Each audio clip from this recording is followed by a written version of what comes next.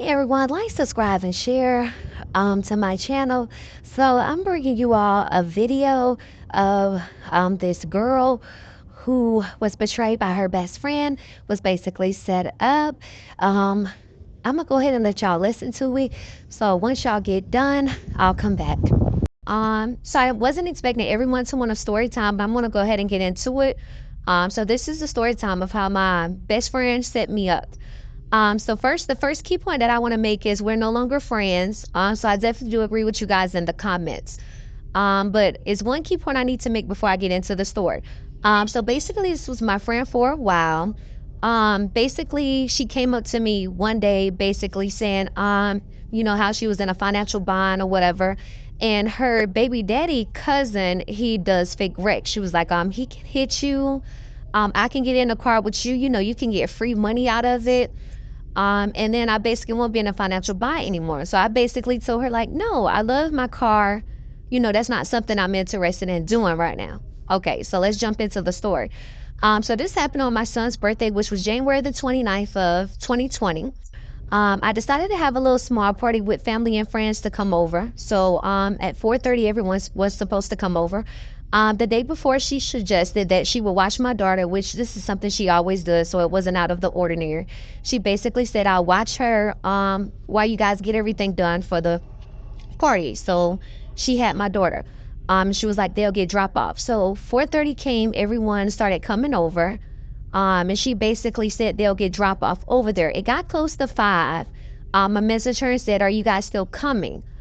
She didn't respond back then. She waited till about 5:30. She texted me and said, could you please come and get Dream? That's my daughter. She was like, I don't have anything to eat over here for her. She's crying and I don't no longer have a ride because my baby daddy took my car.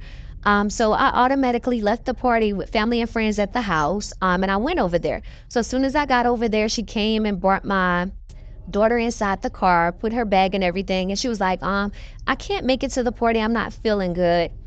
Or whatever. I said, okay, that's fine. So I left. So as soon as I left her house, I wasn't even driving for 2 minutes. A car came racing out of a yard to come and hit me. I tried to turn off, but they still end up clashing into me, and then me and my daughter end up flipping over. So we flipped over in slow motion. So I blacked out. When I woke back up, I was like, oh, my daughter. So I got my daughter. She was fine because she was fully scrapped up. And then I'm looking for my phone because at that time we were facing down. So while I'm looking for my phone, the person who hit me, I hear them outside of their car busting their windows or whatever. And we're still in the car. We're stuck in the car because we're flipped over or whatever. So after that, I finally found my phone, go to try to call her. Before I can call her, her baby daddy is on top of my Jeep telling me I'm about to kick the window and to drop in with y'all. So he dropped in. As soon as he dropped in, the police came. He was like, say I was in the car with you. Say I was in the car with you. Okay, so let me jump right into it so I can finish this be the last video. So like I was saying, he was like, say I was in the car. I was like, what? After that, the police was basically trying to get us out the car because on the Jeep Wrangler, hood comes off. So I was trying to do that. But of course we was up to the stop sign. So it took them a while for us to get out the car. The ambulance and everything had already arrived. The other person who hit me or whatever, they were already going in the ambulance. And their car was in the process of getting towed or whatever. So they was rushing to the hospital. So after we finally got out, me and my daughter, went in the ambulance or whatever, for us to get checked because blood was all over her. Blood was over me as well. They didn't come to find out it was actually his blood for busting a window jumping in the car. So after that, my mom came or whatever, my mom and my sister, and my mom was like, you set this up. Like that's what she was telling my friend or whatever. So she walked back to her house or whatever. I didn't even say anything to her at that particular time because I was focusing on me and my daughter. So fast forward, so we got to the hospital. My mom, my daughter was crying, so my mom started looking through her bag. She rushed me over there because she said she didn't have anything to eat from my daughter. So while my mom is checking my daughter's bag, everything is in there, the milk, the food, every single thing, all the snacks I sent for her is in there. But she rushed me saying my daughter was crying because she didn't have anything to eat over there. Okay, so that's key point number 1. So after that, we checked out of the ambulance. We got back home probably about 5. I didn't hear anything from her for the rest of that night. So the next day she texted me and was like, I'm glad you guys are okay. Why would your mom feel like I set this up? I was crying last night because I would never do anything like that. And then after that, I just didn't text back. After that, she texted and was like, are you gonna say that he was in the wreck? Talking about her baby daddy. So I was like, no, I'm not saying that he was in the wreck because he wasn't in the wreck or whatever. So after that, she ain't text back, message back, or anything like that. After this, I had a family member that was at an actual card game, and they was talking about the actual wreck, and they was actually saying that her baby daddy and the person that hit me, um, his wife was actually talking about how they set up the car accident or whatever for all of them to get money. So of course, once I found that out, my mom was heated. I was heated. So she was like, "Let's go to her house."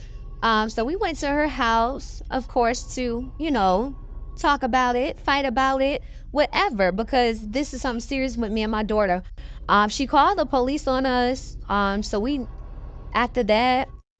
Okay, so let me jump right into it. So I wanted to start off with the comments about me saying and basically. Just to clarify that, I was saying and basically because I was a little nervous about talking about the situation. It was funny to me how it was to some others. I didn't notice until after the fact. There were also some negative comments saying I'm ignorant, annoying, and stuff like that. I just wanted to clarify that. So definitely not ignorant. I have a associate's degree. I have a bachelor's degree.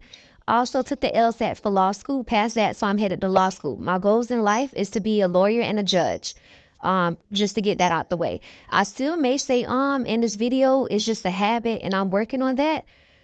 So next I want to go ahead and jump into the information about the accident. The next thing I called Geico to, of course, report the accident. And surprisingly, he had already called before me. So they already knew about the accident. He had already made his statement and everything. I also called Allstate. If anyone knows about Allstate, they're a shitty company and they don't want to pay. I did do a statement with them, which I should have wait on my lawyer. But I did a statement with them. The information they provided to me is he was saying that he was not at fault. So they weren't going to pay for me and my daughter injuries. They weren't going to pay for a rental. They were not going to pay for any motherfucking thing. So I had to get a lawyer for that. The next question was my Jeep total. Yes, it was totaled. I was very devastated about that. My man actually got me another Jeep 3 days later. This was before we got anything from the insurance because it took quite a while for that. The next question was, did she get her ass beat? Of course, the day we went over there and she called the police, he told us that we can no longer come over there. If we was to go back over there, we would go to jail. So, of course, I couldn't beat her ass at that time. 2 months later, me and my friends were at a club. We saw her there, and that's where she got her ass beat, of course. Okay, so one of the questions was, did any of them get locked up? The person who actually hit me, he actually got locked up and went to jail for insurance fraud, not just for that accident, but for several others. Another question was, what happened to her baby daddy? He didn't go to jail, but my man definitely handled him, of course. The next question was, did the family member record it? She didn't get a chance to record it. She didn't realize they were talking about it until she heard Jeep Wrangler and work. Another question was, did any of them get paid? No, they did not get paid. Me and my daughter, we did get paid, which was several months later because we had to get a lawyer. My insurance company, Geico, they had to cover the rental and the total loss of my car. And of course, they went back to get their money from Allstate. I hope I answered all of you guys' questions. If you do have anything else, just let me know. Woo, that was a lot. Oh my goodness, who need enemies when you got friends like that? Y'all, drop y'all comments. Let me know what y'all think about that story. That was sad. That was her friend. That was her best friend. She did something like that. That's why they say, keep your enemies close, but keep your friends closer. That's all I have for right now. Go ahead, don't forget to like, subscribe, and share. Thank you.